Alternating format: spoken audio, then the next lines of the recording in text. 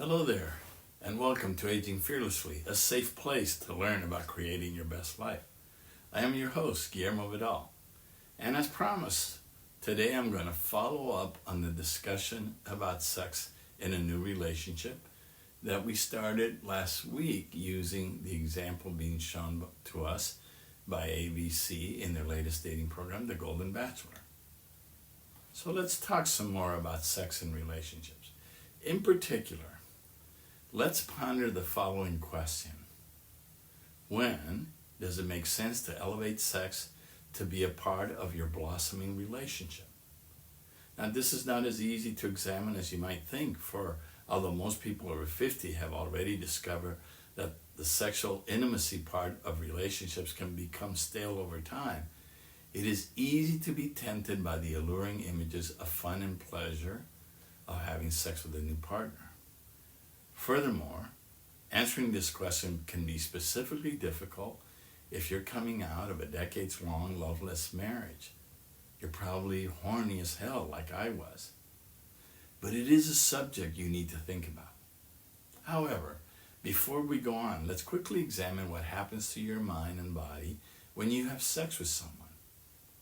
Scientists have identified that during sexual intercourse, the female brain receives more receptors for oxytocin, and the male brain has an increase in vasopressin receptors. Both hormones cause the two consenting adults to feel emotionally attached to each other, even with just one act of intercourse.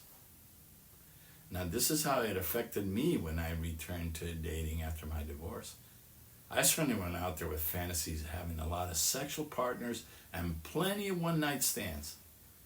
But that is not exactly how it worked for me. I simply could not engage in casual sex without feeling some form of attachment for my sex partner.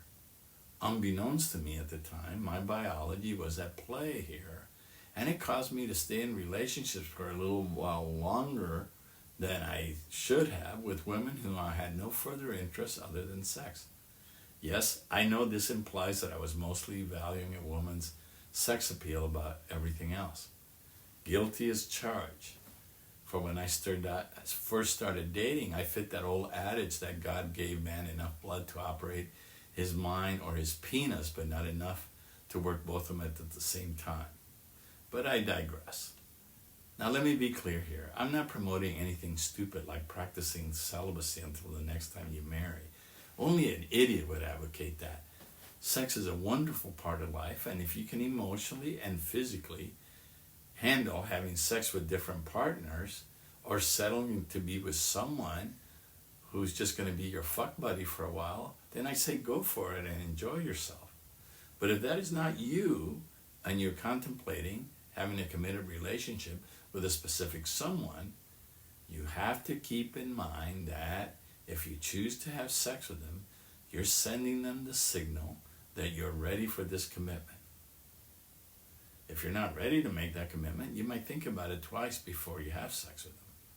The point is that this decision is serious business, and it is important to be deliberate ahead of time as to what you would do.